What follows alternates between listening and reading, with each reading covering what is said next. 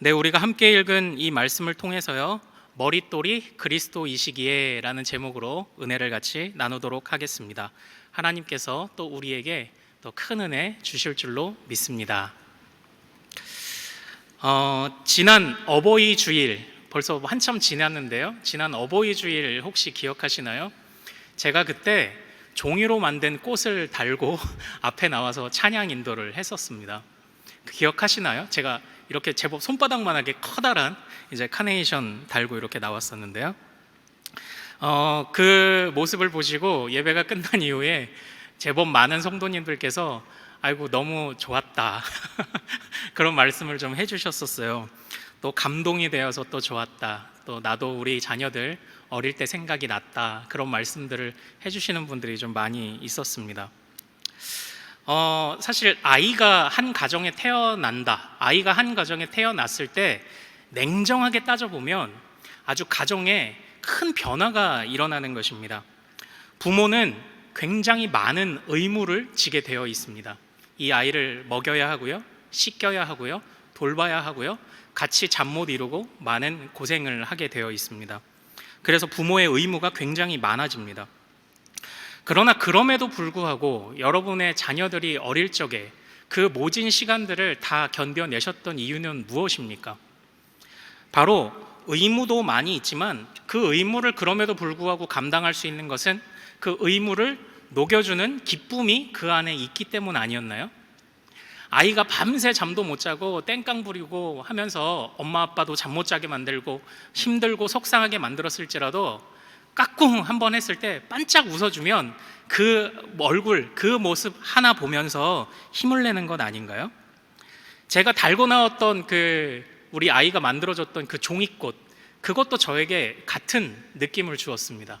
그래, 이 맛에 딸 키우지, 이 맛에 우리 자녀들 키우는 거지, 이런 생각을 하게 만들었던 거예요. 근데 이제 이 이야기를 조금만 확장해 보자고요. 사실 모든 인간관계는 내가 감당해야 될 의무와 그리고 그 의무조차도 감당하게 만드는 상대가 주는 기쁨이라는 구도로 다 설명할 수가 있습니다. 그렇지 않습니까? 내가 감당해야 될 의무, 내가 해주는 일과 상대가 나에게 해주는 일, 상대가 나에게 주는 기쁨, 이것이 균형이 맞을 때 그 관계가 오래 갑니다. 그렇지 않나요? 만약에 내가 해야 될 의무가 더 많거나 내가 해줘야 하는 것이 더 많으면 이런 관계 그렇게 오래 못 갑니다. 금방 지쳐버리고 마는 것이죠. 그런데 재밌는 것은 하나님과 우리와의 관계도 이런 구도로 설명될 수 있다라는 것입니다. 제가 대표적으로 이런 말씀을 좀 찾아왔는데요, 우리 화면 한번 볼까요? 신명기 10장 16절엔 이런 말씀이 있습니다. 같이 한번 읽어볼까요? 시작. 그러므로 너희는 마음의 할례를 행하고 다시는 목을 곧게 하지 말라. 자, 여기서 한번 보십시오. 마음의 할례를 어떻게 하라고 합니까? 행하라 라고 했습니다. 명령입니다. 그리스도 하나님의 백성들에게 의무가 주어졌습니다. 너희는 마음의 할례를 행해라 라는 명령과 의무가 주어졌습니다. 자, 그런데 이제 이 이야기가 신명기 30장으로 가면 아주 재밌는 변화가 일어나서 같은 이야기가 또 한 번 등장을 합니다. 우리 신명기 30장 6절 말씀 한번 볼까요? 자, 읽겠습니다. 시작. 내 하나님 여호와께서 내 마음과 내 자손의 마음에 할례를 베푸사 너로 마음을 다하며 뜻을 다하며 내 하나님 여호와를 사랑하게 하실 것이며 하사 너로 생명을 얻게 하실 것이며 아멘. 네, 이렇게 되어 있죠. 자, 한번 잘 보십시오. 마음의 할례라는 것이요, 신명기 10장에서는 어떻게 주어졌습니까? 할례를 행해라 라고 명령으로 주어졌습니다. 근데 신명기 30장에 가면 여호와께서 내 마음에 할례를 베푸실 것이다 라는 약속으로 이것이 주어졌습니다. 마음의 할례라는 이 같은 것이 한쪽 편에서는 명령으로 주어졌지만 한쪽 편에서는 하나님이 도우시겠다라는 약속으로 이것이 주어졌다라는 것입니다. 이것이 재밌죠. 그러니까 하나님과 우리와의 관계는요, 하나님은 우리에게 명령만 하시는 분이 아닙니다. 하나님은 우리에게 의무만 주시는 분이 아닙니다. 그 명령과 의무를 감당할 수 있도록 때에 따라 돕는 은혜로 마음의 할례를 내가 행할 수 있도록 마음의 할례를 행하시는 분이 바로 하나님이시라는 것입니다.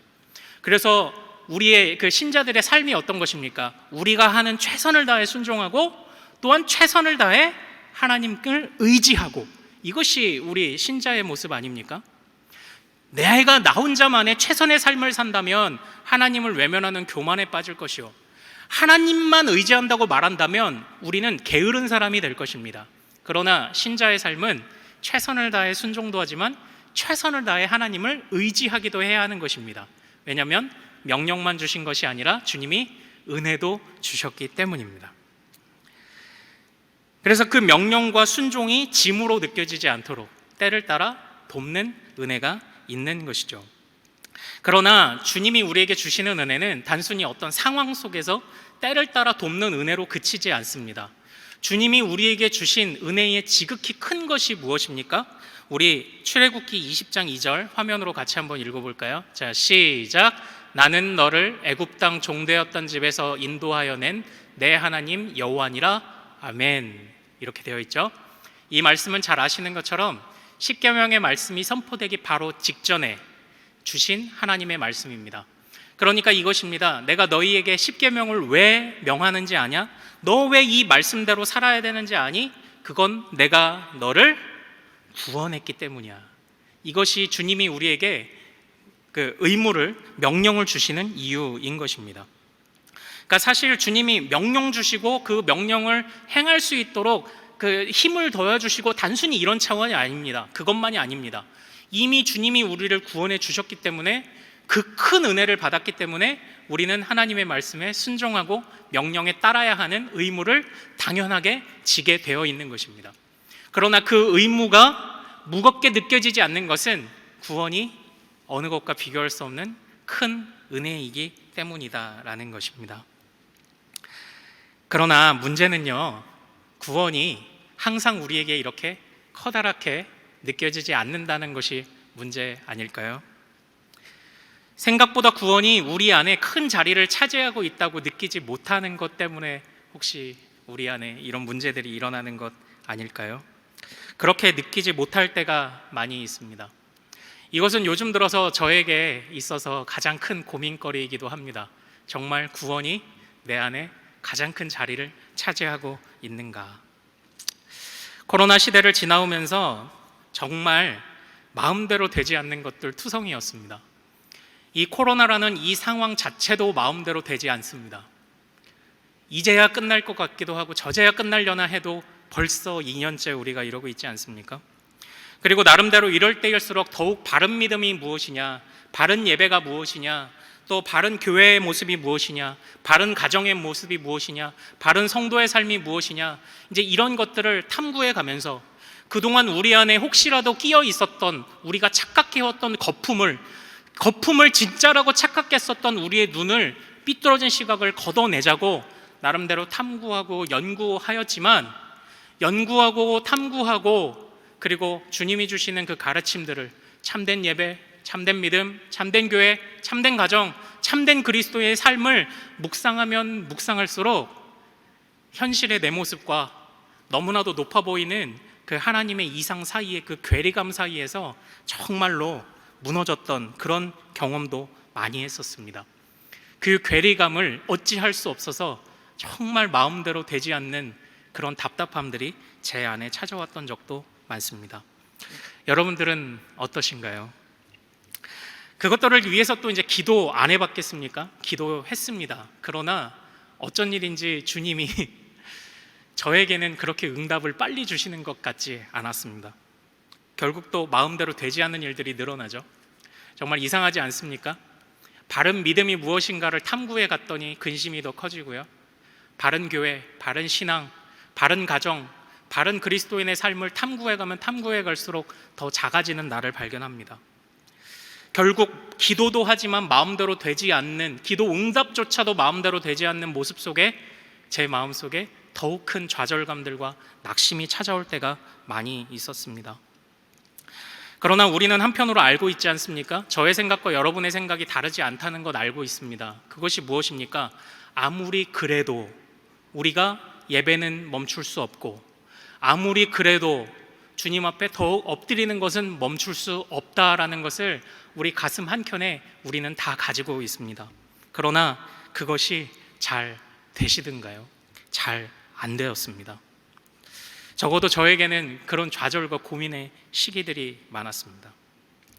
그럼에도 불구하고 우리는 구원받았으니까, 그럼에도 불구하고 하나님이 큰 은혜를 주셨으니까, 그럼에도 불구하고 때를 따라 돕는 은혜가 있으니까 한결같이 예배하고 한결같이 기도하고 한결같이 믿음의 삶을 포기하지 말아야 하지만, 이것저것에 휩쓸리는 것을 보면 정말 내 안에 구원이 큰 의미로 자리 잡고 있는가? 정말 내가 구원을 크게 느끼고 있는가? 구원이 내 삶의 모든 원동력으로 느껴지고 있는가에 대해서 어찌 고민하지 않을 수 있었을까요? 이때에 정말 가장 먼저 무너지는 게 우리의 영성 아닙니까? 우리의 영성이 그렇게 무너져 가는 건 아닙니까? 그런데 사실 이렇게 낙심이 깊을 때에는 모든 이유가 다 밖을 향합니다. 저 사람 때문에, 이 상황 때문에, 그리고 궁극적으로 나아가다 보면 응답하지 않으시는 하나님에 대한 원망, 그런 원망 안 가져봤겠습니까? 그런 원망까지도 다 갖게 됩니다. 그러나 얼마 전 저와 고민을 같이 나누던 또 믿음의 또 동역자들과, 그리고 또 성경의 말씀을 통해서 하나님이 한 가지 깨닫게 하신 것이 있습니다. 그것이 바로 오늘 같이 나누고자 하는 말씀인데요, 그것은 다른 것 아닙니다. 주님이 밖을 향해, 밖을 바라보며 낙심해 있던 제 마음속에 저의 안을 바라보게 하신 바로 그런 일이었습니다. 더 정확히는 제 안에 있는 욕심을 보게 하신 그런 하나님의 깨달음이 있었습니다. 그래서 이제 그 말씀을 통해서 여러분들과 이 이야기를 좀 같이 나누고 싶습니다. 오늘 이제 말씀 속으로 한번 좀 들어가 볼게요. 오늘 우리가 읽었던 이 사도행전 4장의 말씀은 어떤 배경이냐면, 베드로와 요한이 공회에 잡혀서 신문을 받고 있는 그런 장면입니다. 그 당시에 그가 왜 신문을 받았느냐 하면, 표면적으로 가깝게는 당장에 일어난 일은 성전에서 그들이 예수가 부활하셨습니다라는 것을 가르쳤습니다. 성전에서 예수님이 부활하셨다는 것을 가르쳤기 때문에 그들은 공회에 끌려왔고요. 그리고 또한 그 이전의 3장에서는 성전 미문에 앉은, 나면서부터 걷지 못하는 자를 고친 사건 때문에 지금 그들은 그 공회에 끌려와서 신문을 받고 있습니다. 그러나 그냥 표면적으로 드러나는 사건은 성전에서 가르쳤다라는 거죠. 그리고 병자를 고쳤다라는 것인데요. 그러나 그 안에 근본적에 담긴 의미는 뭐냐면, 그 안에 권위와 권세의 문제가 담겨 있습니다. 우리가 읽진 않았지만 그 사도행전 4장 7절에 보면 그 공회에 있었던 종교 지도자들이 베드로와 요한에게 이렇게 물어봅니다. 너희가 무슨 권세와 누구의 이름으로 이 일을 행하였느냐? 그러니까 지금 이 종교 지도자들은 이 베드로와 요한, 사도들이 전하던 그 예수가 부활하셨습니다, 그리고 이 걷지 못하던 자가 예수의 힘으로 일어났습니다, 이것 자체가 중요한 게 아니었습니다. 어떤 면에서는요, 사실 그 당시에는 그 성전에서 권한을 가진 자들이 있었습니다. 제사장들만이 성전에서 가르칠 수 있는 합법적인 권한을 가지고 있었습니다. 그리고 또 성전의 그 수비를 담당하던, 성전의 보호를 담당하던 수비대장은 성전에서 웅성웅성하는 일이 일어날 때마다 예민하게 그것을 단속했던 그런 모습이 있었습니다. 그리고 또 사두개인들이라고 하는 자들은 잘 아시는 것처럼 부활을 부정하는 자들이었습니다. 그러므로 아주 다각도로 지금 그들이 가지고 있는 권세로, 가지고 있는 권위로, 권한으로 지금 이 사도들을 찍어 누르려고 하고 있는 장면이 바로 오늘 이 말씀의 배경이다라는 것입니다. 사실 성전에서 가르치는 것을 허용하면 사두개인들은 자기들이 붙잡고 있었던 부활은 없어라고 말하는 그 교리가 무너져 버리죠. 그래서 자신들의 권위와 권한을 빼앗길 위기에 처합니다. 또 성전 안에서 사도들에게 몰려든 사람들로 인해 소요가 일어나면 성전 수비대와 성전 수비대장은 또 그 치안을 지키지 못했다는 것으로 인해 자기네들이 체면이 또 말이 아닙니다. 또 무엇보다 성전에서 가르치는 것을 허용하자면 지금 그들은 레위인도 아니고 제사장도 아닌데 가르치는 것을 허용해서는 자신들의 권한이 무너질 뿐더러 자신들의 밥벌이가 지금 무너지고 있는 그런 상황이라는 것입니다. 그러니까 이런 상황 속에서 지금 이 종교 지도자들이 예수를 그리스도라고 전하는, 예수가 부활했다라고 전하는 메시지도 싫고, 그 사도들이 가르치는 것도 싫고, 하여튼 하고 있는 모든 것이 다 싫습니다. 싫어하고 있습니다. 자신들의 권위와 권한이 빼앗길까봐 그것을 거부하고 있는 것입니다. 그런데 오늘 우리가 읽었던 이 11절 말씀, 너희 건축자들의 버린 돌로서 집 모퉁이의 머릿돌이 되었다, 이 말씀을 어디서 보지 않으셨습니까? 바로 제가 몇 주 전에 설교했던 대로 누가복음 20장에 이 말씀이 등장을 합니다. 그런데 누가복음 20장에선 어떤 이야기가 있었습니까?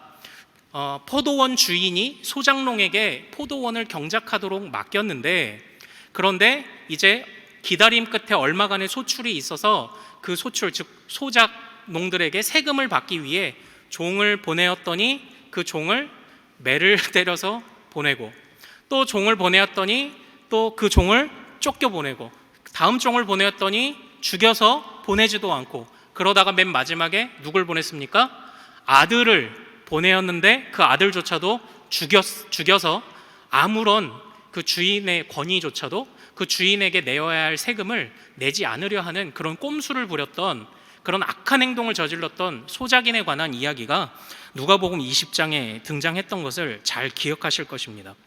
그런데 그때 그 소작농들이 아들을 죽일 때 무엇이라고 말했습니까? 이는 상속자니 그의 목숨을 빼앗는다면 이 포도원이 우리의 것이 되지 않겠느냐라고 말했던 것이 바로 그 악한 소작농들의 본심이었습니다. 즉, 이 포도원이 나의 것이 아니었고, 이 포도원이 또 다른 주인이 있음을 알면서도 그것을 빼앗기 위해, 그러니까 종들이 보낼 때마다 죽이고, 이제 아들도 죽였으니까 이 주인이 그 죽을 때까지만 기다리면 이건 주인 없는 밭이 되고 이제 우리가 이것을 먹을 수 있다는 바로 그런 것 아니었습니까? 바로 이것을 통해서 그때 당시도 예수님이 이 말씀을 통해 말씀하시지 않았습니까?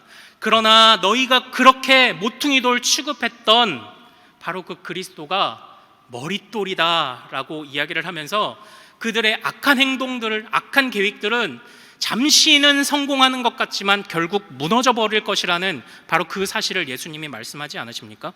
그때 그 포도원을 빼앗고자 했던 자들이 누구였습니까? 오늘 동일하게 베드로와 요한을 공회에 불러 신문하던 바로 그 종교 지도자들이 그들이었습니다. 그러니까 바로 종교 지도자들에게 동일한, 한 번은 예수님이 책망하시는 거고, 그들을 향해서 지금 이 베드로와 요한이 동일하게 책망하고 있다는 바로 그런 배경을 가지고 있는 것입니다. 그러나 잘 한번 생각을 해 보십시오. 그들이 놓지 못했던 권세와 권위, 그들이 빼앗기지 않으려 했던 그것이 책망받은 것을 보면 분명히 그들의 태도와 생각 그 자체, 그들이 가지고 있었던 자기 나름의 신앙 모든 것이 사실 다 주님께 인정받지 못하는 그런 것 아니었습니까? 그러나 그럼에도 불구하고 그들은 하나님의 나라라는 이스라엘을 지킨다는 명목으로, 사두개인들은 사두개인만의 논리를 말하고, 제사장은 제사장의 권리를 말하고, 성전 수비대는 자기 체면을 생각하며 지금 참된 그리스도, 부활하신 그리스도가 전파되고 심지어는 병자가 회복되는 기적이 일어났음에도 불구하고 그것을 거절했습니다. 결국 그들의 마음속에 있었던 것, 이 권위와 권세, 이미 붙잡고 있었던 것을 빼앗기지 않으려고 했던 그 마음을 우리는 한마디로 무엇이라 말할 수 있습니까? 그것이 바로 욕심입니다. 그것이 바로 욕망입니다. 사랑하는 여러분, 하나님의 구원은 너무 큰 것입니다. 하나님의 구원은 어느 것과도 바꿀 수 없는 커다란 은혜입니다. 그러나 그 은혜를 큰 것으로 받지 못하게 하는 우리 마음속에 있는 미련한 것이 무엇입니까? 그것이 바로 욕심 아닙니까? 물론 우리가 제사장들이나 사두개인들이나 아니면 성전 수비대회 같이 우리가 어떻게든 이 교회를 어떻게 해먹으려고, 우리 가정을 통해서 어떻게든 한번 해먹으려고, 내가 다른 사람들을 밟아서 어떻게든 뭘 해보려고 그러는 모습으로 나아가는 것은 아닐 것입니다. 그러나 저는 여기서 이런 말씀을 묵상해 보았습니다. 하나님 나라에서 하나님께서 하나님의 뜻대로 이루어 가시는 데에 그것에 대하여 품는 의문 모든 것이 바로 그런 욕심이 아닐까.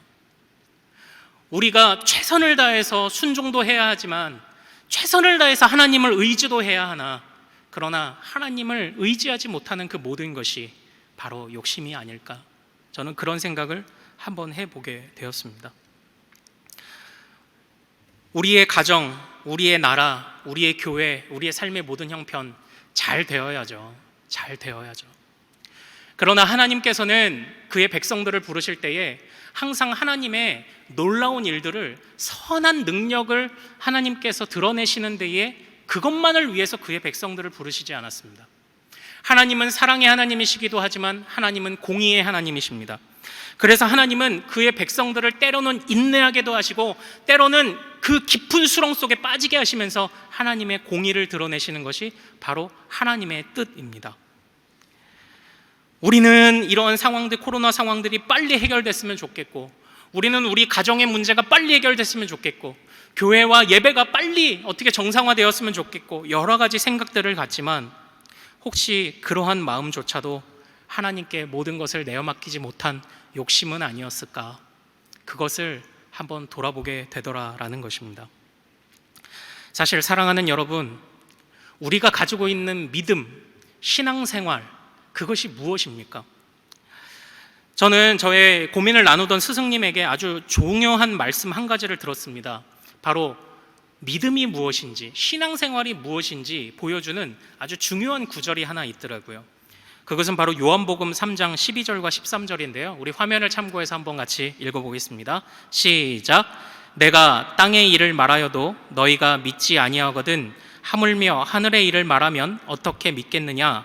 하늘에서 내려온 자 곧 인자 외에는 하늘에 올라간 자가 없느니라. 아멘. 네, 이렇게 되어 있죠. 이것은 예수님께서 니고데모가 찾아왔을 때 하셨던 말씀 중에 한 가지입니다. 그런데 그때에 예수님께서 니고데모에게 하셨던 중요한 말씀이 무엇입니까? 인자, 곧 그리스도 예수님께서만이 하늘에서 내려오셨다라는 것입니다.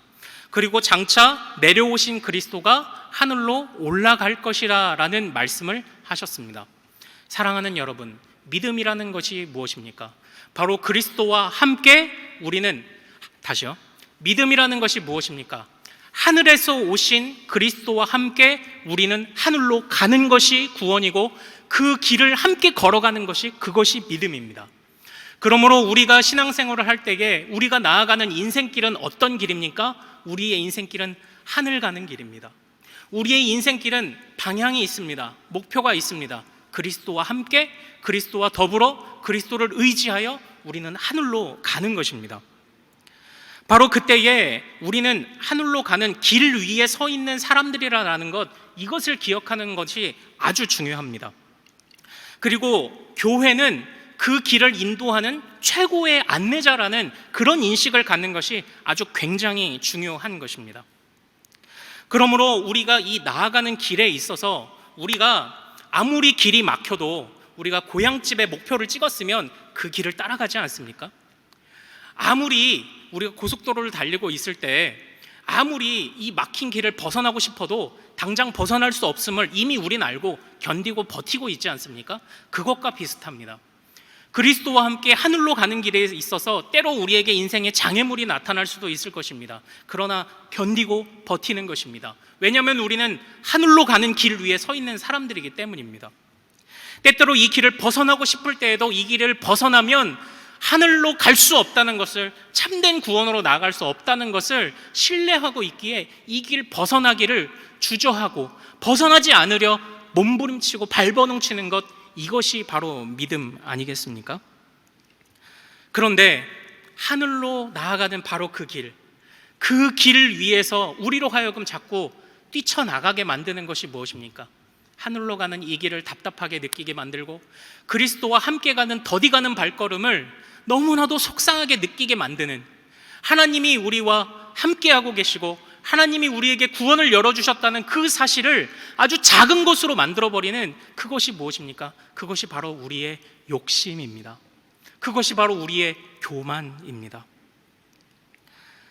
그래서 제가 우리 교회, 우리 나라, 우리 가정, 우리의 삶, 모든 것이 다 정상으로 돌아가면 좋겠다라고 생각을 당연히 마땅히 하는 것이 정상일 것입니다. 그러나 사랑하는 여러분, 정상이 무엇입니까? 정상이 무엇이 정상입니까? 우리가 다시 돌아가기를 바라며 정상적으로 되기를 바란다고 기도하고 있는 모든 것은 사실 정상이기보다는 이전의 모습이지 않습니까?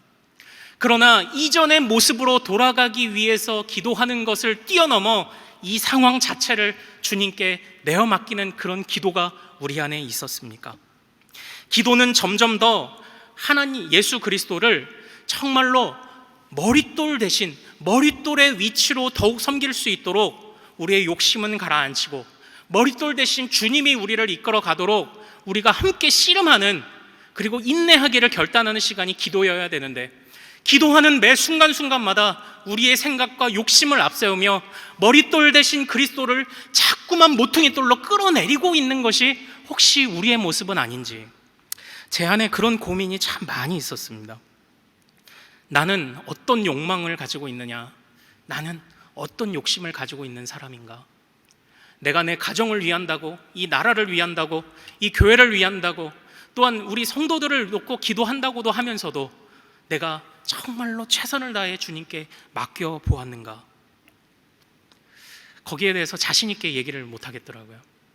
자신 있게 대답을 못 하겠더라고요. 사랑하는 여러분, 이 사도행전은 아주 굉장한 기본이 되는 어떤 사상 하나를 가지고 있습니다. 이 사도행전은 모든 것이 뒤집어지는 이야기입니다. 레위인, 아니 이스라엘 백성이라고 하는 자들 그 자체에게 주어졌던 영광이 더 이상 온전하지 않다고, 그것이 온전한 영광이 아니라고, 사두개인들과 레위인들에게 주어졌던 어떤 그런 권한들이 더 이상 아무것도 아니라고 말하는, 모든 것을 뒤집어 버리는 것이 바로 이 사도행전의 그 놀라운 기초 배경 중에 한 가지입니다. 사실 누가는 누가복음을 쓸 때부터 예수님의 세례, 또는 그 앞서서 세례 요한에게 세례받는 그런 그 사람들에 관해서 아주 특별하게 기록을 하였습니다. 그때 세례 요한에게 세례를 받고 또한 그 모습을 바라보던 누가가 참으로 믿는 자는 믿음을 가지고 세례를 받는 자, 이들이 바로 참으로 믿는 자라는 그런 기본 바탕을 세웠습니다. 즉 누가는 누가복음과 사도행전에서 뿐만 아니라 참으로 믿는 자가 누구인가를 계속 드러내고 있다라는 것입니다. 레위인들이나 제사장들이나 사두개인들 같이 그들이 믿는 자리에 서 있고 어쩌면 그 믿음의 높은 고지 위에 서 있는 사람들처럼 권한과 권위를 가지고 있지만, 그러나 그들이 참으로 그들 머리 위에 머리 되시는 머릿돌 대신 그리스도를 바라보지 못한다면 그들은 믿는 자가 아니라는 이야기를 과감하게 던지는 것이 바로 이 사도행전의 중요한 바탕 사상입니다. 그렇게 놓고 볼 때 정말 우리에게도 우리 머리 위에 그리스도가 계신가? 우리의 기도 위에 그리스도의 뜻이 있는가? 그래서 저는 이 신자의 삶, 다른 것으로 설명할 수 있습니까? 다른 것으로 설명할 필요가 없겠더라고요. 그저 그의 나라와 그의 의를 위하여 그것만 바라보고 한결같이 나아가는 것, 그것이 성도의 삶이 아닌가, 그것이 참으로 믿음의 삶이 아닌가, 그런 생각을 이제 해보게 되었던 것입니다. 사랑하는 여러분, 정말 주님께 현재의 상황들과 우리의 모든 인생을 참으로 맡기시는 여러분들 되시기를 소망합니다. 그 어느 것 하나도 예상하지 않고 어느 것 하나도 결론 내지 않고 하나님께 그저 기도로 엎드리는, 그 어떤 욕심도 부리지 않고 하나님 앞에 엎드리는 여러분들 되시기를 소망합니다. 그러나 사실 그것이 쉽지 않다는 것을 잘 알고 있습니다. 그것이 쉽지 않습니다. 주님께 맡기는 거 어떻게 맡겨야 되는지도 모르겠고, 주님께 맡기는 거 또 하다 보면은 아까 말했던 거, 처음에 제가 말했던 것처럼 뭔가 내가 해야 될 건 많은데 주님이 더디 응답하시는 것 같으면 어떻습니까? 내 의무는 커 보이고 주님이 주시는 은혜는 작아 보이면 솔직히 못 견디는 것 아닙니까? 그런 일들이 왜 없겠습니까? 그러나 사랑하는 여러분, 이 사도행전 4장은 사실 1절부터 이어져 오는, 우리가 읽진 않았지만 1절부터 이어져 오는 이야기들을 보면 아주 놀라운 데자뷰, 그러니까 이 장면을 어디서 본 것 같은데? 라고 느낄 만한 장면들이 수차례 등장을 합니다. 먼저는 사도행전 4장 3절입니다. 사도행전 4장 3절에 공회가 사도들을 잡았다라고 표현되어 있습니다. 그런데 원래 그것은 단순히 잡았다라는 표현보다는 손을 대다라는 표현입니다. 그런데 이 손을 대다라는 표현이 어디서 나왔냐면 예수님께서 누가복음 21장에 너희가 장차 임금들과 집권자들에게 끌려가게 될 거야 라고 말씀하실 때에 그들이 너희에게 손을 댈 것이다 라고 그렇게 말씀을 하십니다. 그때 이제 이 케이라스라는 이 헬라어 단어가 동일하게 이제 쓰이는 거예요. 이것을 보면서 그러니까 이겁니다. 그들에게 손을 대었다고? 이거 이전에 예수님이 말씀하신 건데 바로 이것이 첫 번째 데자뷰입니다. 바로 하나님 예수 그리스도께서 말씀하신 대로 이루어진 것입니다. 비록 그들이 잡혔지만 핵심은 말씀하신 것이 이루어졌다라는 것입니다. 또 두 번째 데자뷰가 있습니다. 그들이 잡혀서 성전에서 가르쳤지만 잡혔습니다. 그러나 그 뒤에 사도행전 4장 4절 말씀에 보면 약 5천이나 되는 믿는 자들이 나타났다는 이런 기록이 있습니다. 그런데 재밌는 것은 한번 잘 보십시오. 사도행전 3장에서 성전 미문에 앉은 걷지 못하는 자를 고쳤습니다. 그리고 4장에서 5천 명의 회심이 일어나게 되었죠. 근데 누가복음 9장에 보면 예수님께서 9장 11절에 병 고치시는 장면을 이야기를 합니다. 그리고 바로 11절에 이어서 어떤 이야기가 나오는지 아십니까? 바로 5천 명을 먹이신 오병이어 사건이 일어납니다. 그러니까 지금 사도들은 비록 잡혀 있지만 이전에 예수님이 병을 고치시고 5천 명을 먹이셨던 것처럼 사도들도 비록 잡혔어도 병을 고쳤고 그들이 5천 명의 회심을 이끌어 내었던 것입니다. 바로 이것이 두 번째 데자뷰입니다. 또 세 번째 데자뷰가 있습니다. 사도행전 4장 7절에 아까 말했던 것처럼 너희가 무슨 권세로 이런 일을 행했느냐라는 이 종교 지도자들의 질문에 있어서 이것은 마치 누가복음 20장에서 예수님이 공회에게 당하셨던 그런 신문의 때와 일치한다는 그런 모습을 우리로 하여금 생각하게 합니다. 누가복음 20장에서 이렇게 얘기합니다. 예수에게 종교 지도자들이 네가 무슨 권위로 이런 일을 하는지 이 권위를 준 자가 누구인지 말하라. 이제 이렇게 이야기를 하거든요. 그러니까 지금 또 하나의 데자뷰가 있습니다. 사도들이 받았던 신문과 예수님이 받으신 신문이 동일합니다. 그리고 이제 마지막으로 또 하나의 데자뷰가 일어납니다. 8절에서 보면 4장 8절에 베드로가 비록 잡혀있는 죄수 신분이었지만 베드로가 성령이 충만하여 이르되 라고 이야기를 합니다. 그때 성령이 충만하여 이르되 이 말씀은 이전에 예수님께서 누가복음 22장과 21절에 이렇게 말씀하신 부분이 있습니다. 권세 있는 자나 위정자나 어느 누가 너를 끌고 가거든 무엇으로 대답하며 무엇으로 말할까 염려하지 말라. 마땅히 할 말을 성령이 너희에게 그때에 가르치시리라. 이런 말씀이 주어진 거예요. 이게 또 하나의 데자뷰입니다. 우리는 상황을 바라보며 죄수 신분, 사로잡힘을 바라봅니다. 그러나 사도행전은 우리를 그쪽으로 인도하고 있지 않습니다. 사도행전은 우리를 어디로 인도하고 있습니까? 그리스도가 말씀하신 모든 것이 성취되고 있습니다로 우리를 인도하고 있는 것입니다. 그리고 그 마지막에 무엇이라 고백하게 하십니까? 그리스도는 너희가 비록 잡아 죽였지만 모퉁이 돌로 끝나지 않으셨다. 그리스도는 모퉁이 돌이 아닌 머릿돌이 되셨다라는 것, 이것을 말하는 것이 사도행전이 우리에게 주는 귀한 가르침인 것입니다. 그러므로 사랑하는 여러분, 코로나 시대 어렵습니다. 우리의 가정, 우리의 사업장, 우리의 교회, 우리의 삶의 모든 형편들, 코로나로 인해서 또는 우리 삶의 이런저런 고민들로 인해서 무너졌던 우리의 이전의 삶, 그러나 그것에 눈을 두지 않으시는 여러분들 되시기를 소망합니다. 우리의 마음을 억눌러 머릿돌 대신 그리스도를 바라보시는 여러분들 되시기를 소망합니다. 주님께서 나를 마음껏 사용하시도록, 주님께서 내 욕심을 모두 거둬가시도록 그것을 위해 기도하시는 여러분들 되시기를 소망합니다. 예수님께서 다시 말하면 이 세상의 모든 권세를 반전시키셨습니다. 자기들이 머리라고 말하며 예수님을 모퉁이 돌로 만들었던 그들의 권위를 주님이 무너뜨리셨습니다. 그리고 그 주님께서는 이제 부활을 하셔서 머릿돌이 되셨습니다. 머릿돌로 올라가셨습니다.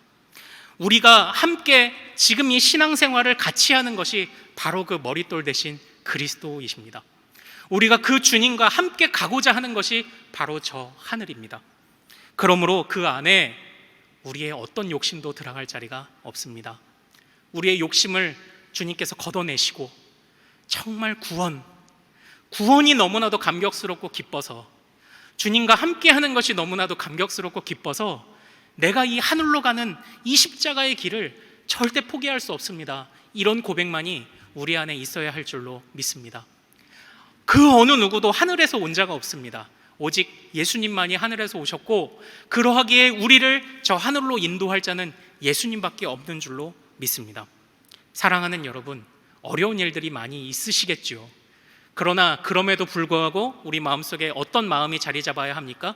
그럼에도 불구하고 머릿돌이 그리스도이시기에 나는 낙심하지도 않는다, 나는 실망하지도 않는다. 바로 이 마음을 가지시는 여러분들 되시기를 소망합니다. 이제 제가 마지막 예와 한 가지만 말씀을 드리고요, 설교를 이제 마치도록 할게요. 여러분들 케세라세라라는 말 혹시 들어보셨습니까? 예, 제가 어저께도 이제 어느 가정에서 요거 설교를 하나 드렸는데, 그랬더니 그 광고에서 보셨다고 하더라고요. 케세라세라 하는 그 광고 보신 적 있죠? 근데 케세라세라가 무슨 뜻인가요? 케세라세라. 예, 많은 분들이 될 대로 되라라는 뜻으로 이렇게 알고 계시더라고요. 될 대로 되라 하면서 이제 어떤 자유를 찾는 장면에서 케세라세라라는 말을 이렇게 많이들 알고 계시더라고요.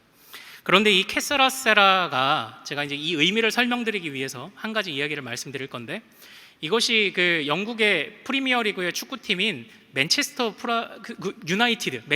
유나이티드의 응원가라는 사실을 혹시 아시나요? 케세라세라. 그런데 한번 생각해 보십시오. 응원가인데 될 대로 되라, 이런 의미의 응원가를 부르는 게 말이 되나요? 이게 말이 안 되죠. 사실 이 케세라세라라는 응원가를 그 맨유의 팬들이 부르는 이유는 한 가지입니다. 만약에 그 경기를 하다 보면 뭐 맨유가 항상 이기는 건 아니죠. 이제 질 때도 있죠. 골을 먹기도 하잖아요. 그때에 이 맨유 팬들이 케세라세라를 부릅니다. 될 대로 되라, 이미 졌어, 이런 의미가 아닙니다. 한 골 먹었어? 그런데 괜찮아. 우리의 명장, 그러니까 옛날 감독이 퍼거슨이었잖아요. 우리의 감독, 우리의 명장 퍼거슨이 우리가 기대하는 그 일이 일어나게 해줄 거야.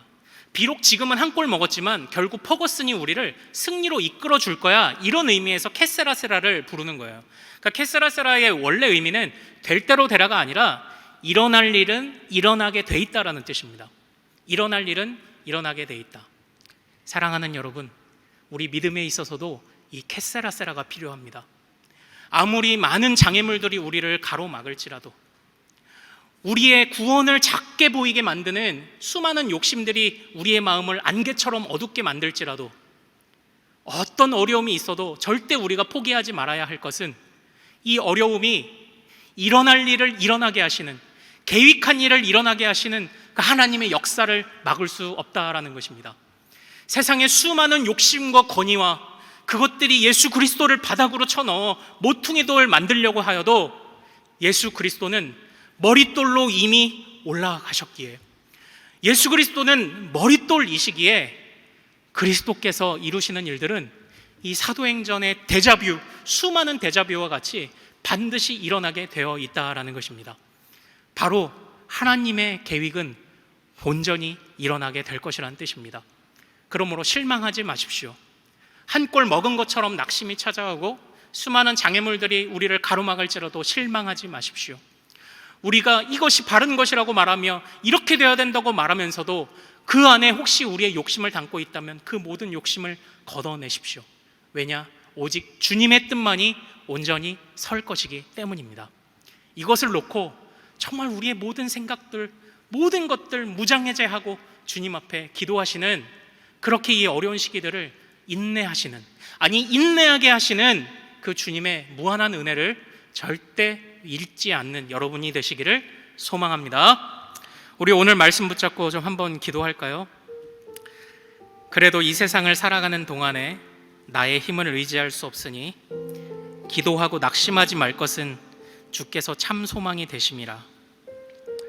우리 이 찬양 같이 나누면서 주님이 우리를 도와주시기를, 주님이 일어날 일을 일어나게 해주시기를, 어떤 장애물도 우리 안에 욕심도 걷어내 주시기를, 저 하늘로 가는 이 길을 포기하지 않게 하시기를 우리 이 찬양 부르며 함께 같이 마음 다해 고백하겠습니다. 이 세상을 살아가는 동안에, 이 세상을 살아가는 동안에